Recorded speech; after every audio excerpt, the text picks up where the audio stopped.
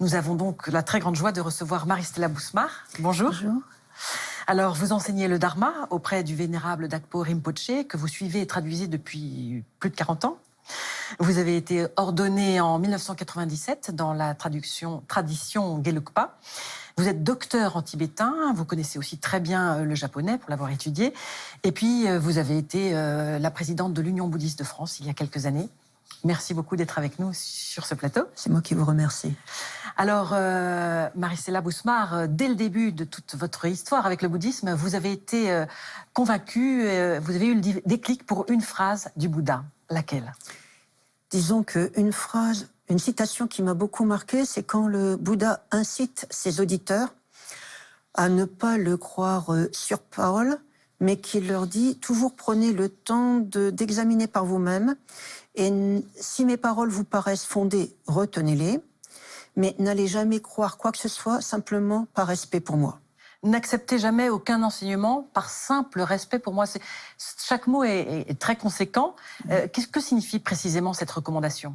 Disons que le Bouddha veut vraiment inciter chacun à être réaliste et à prendre ses propres responsabilités dans la mesure où également le Bouddha ne peut pas se mettre à la place d'autrui pour faire son travail. Et donc tout l'enseignement du Bouddha est une incitation finalement à se connaître mieux soi-même, de manière à exercer les qualités de discernement, de sagesse que l'on a pour le bien de tout le monde, c'est-à-dire aussi bien d'autrui que de soi-même.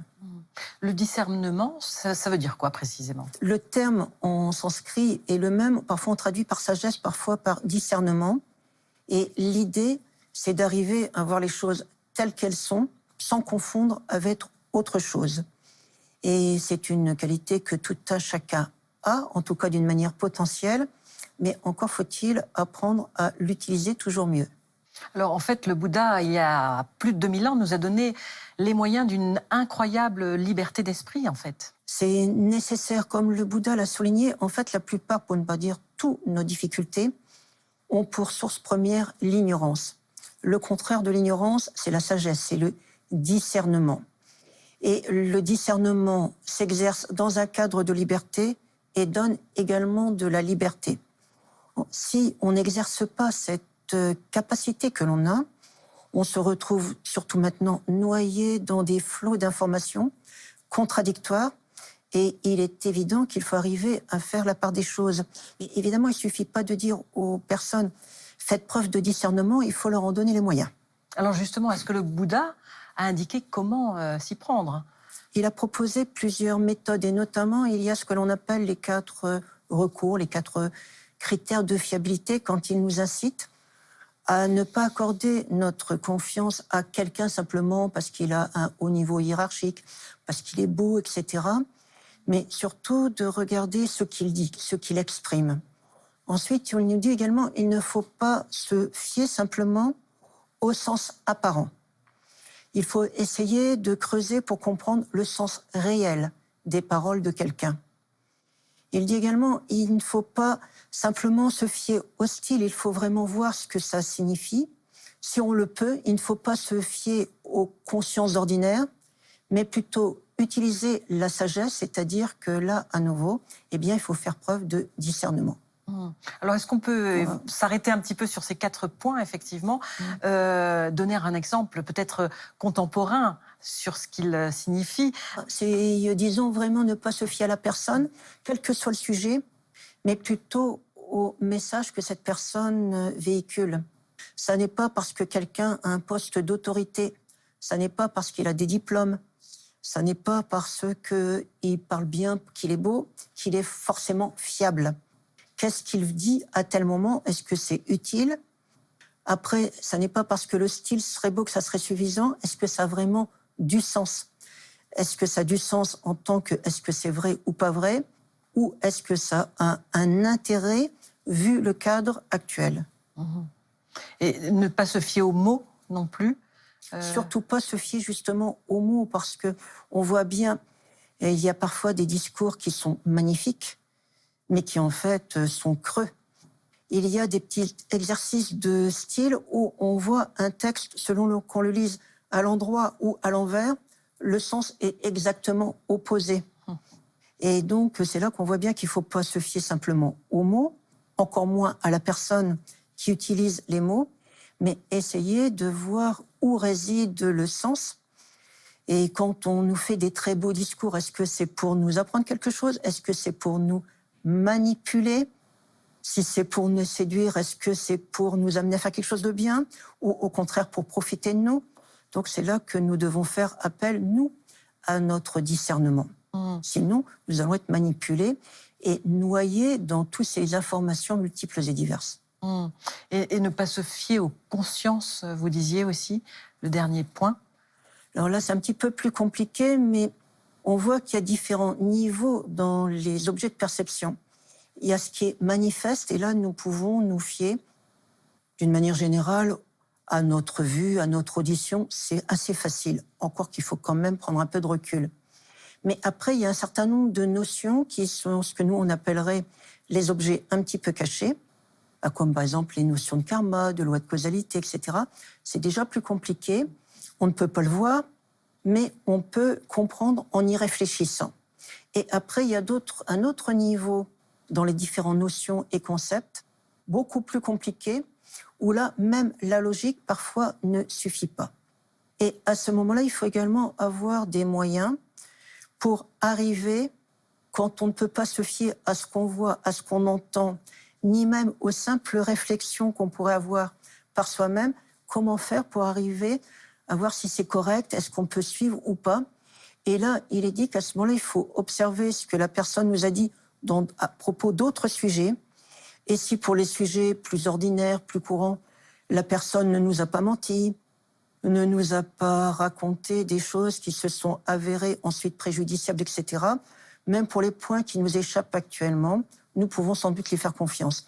Mais si déjà pour des choses basiques, on s'aperçoit que l'interlocuteur nous mène en bateau, à ce moment-là, soyons raisonnables, il ne faut pas le suivre. C'est ça, faire preuve de discernement et avoir l'esprit critique. Comment procéder avec discernement? Comment s'y prendre très concrètement?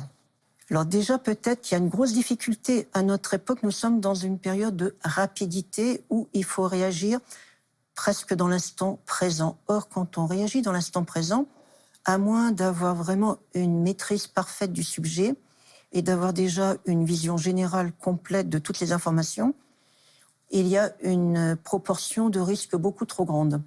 Donc peut-être qu'il faudrait parfois essayer de ralentir un peu, de prendre un petit peu de temps, non seulement pour la réflexion, mais également pour entrecroiser les différentes sources de renseignements. Par exemple, aujourd'hui, quand on cherche un renseignement, quel que soit le domaine, il suffit d'aller sur Google, etc., ou l'équivalent, mais on se retrouve avec des dizaines, des vingtaines, de trentaines d'articles contradictoires.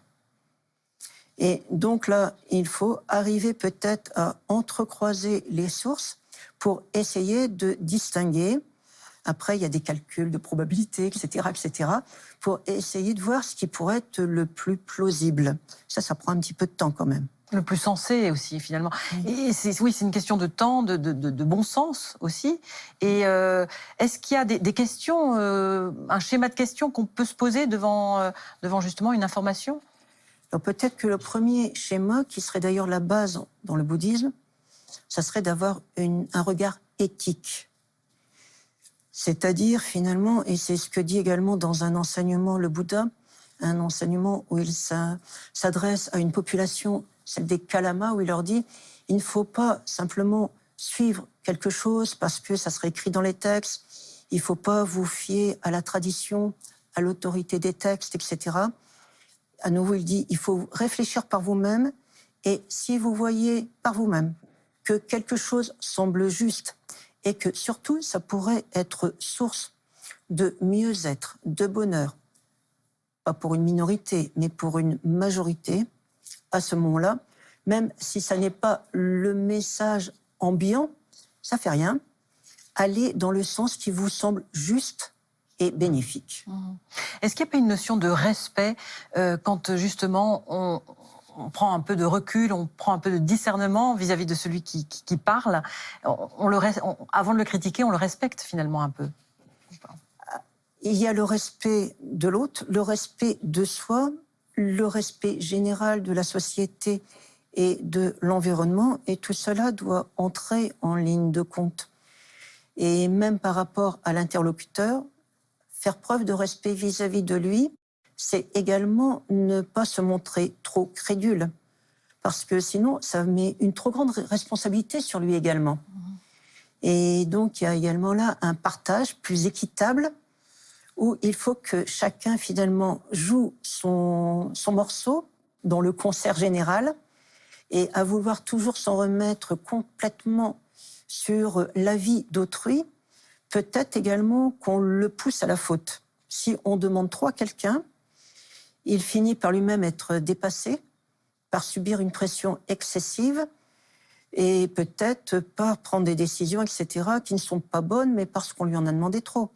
Donc là, c'est également là que le discernement de chacun entre en ligne de compte. Qu'est-ce qu'on peut demander à l'autre, jusqu'à où on peut compter sur lui, qu'est-ce qu'il peut m'apporter et comment faire pour que tout aille pour le mieux. C'est pour ça qu'il dit, c'est pas parce que quelqu'un porte beau, etc., qu'on peut tout lui demander. Et c'est vrai que la notion de Dieu omnipotent, etc., n'existe pas trop non plus de ce point de vue-là dans le bouddhisme. On ne peut pas attendre tout des autres. Est-ce que, pour conclure, Marie-Stella Bousmar, notre société n'aurait pas besoin justement d'un petit peu de leçons de discernement, peut-être à instruire dès le plus jeune âge la jeune génération dans une voie d'esprit critique? Alors c'est vrai que si ça ne tenait qu'à moi, il y aurait des cours de philosophie, ou en tout cas de logique, dès le plus jeune âge. D'autant plus que ça correspond assez bien au cheminement mental des enfants, donc ça pourrait bien fonctionner. Ou alors une certaine forme d'apprentissage des mathématiques, mais tourné vers justement la logique, pas simplement utiliser des formules toutes faites, mais apprendre à composer avec le problème qui nous est posé pour arriver à trouver par nous-mêmes. Quand je dis par nous-mêmes, c'est également en allant chercher évidemment chez les personnes compétentes, mais quand même essayer de trouver des solutions, essayer de trouver des réponses sans nous fier à la première réponse qui nous est proposée, qui n'est pas forcément la bonne. Apprendre à réfléchir finalement. Ouais. C'est ça en fait, le discernement c'est un apprentissage, il faut d'abord étudier pour pouvoir réfléchir, et à partir de là, nous on va dire qu'il faut méditer, c'est-à-dire assimiler. Merci beaucoup Marie-Stella Bousmar d'avoir été notre invitée. Avant de nous quitter, voici quelques propositions de lecture en rapport avec notre émission. Tout d'abord, Gomchen Lamrin, le suc de toutes les excellentes paroles de Gomchen Nawang Drakpa, traduit par notre invitée Marie-Stella Bousmar aux éditions Guépel. C'est la première traduction en français de ce texte du XVe siècle, cher à la tradition Gelugpa, qui commente le sutra originel de la sagesse énoncé par le Bouddha.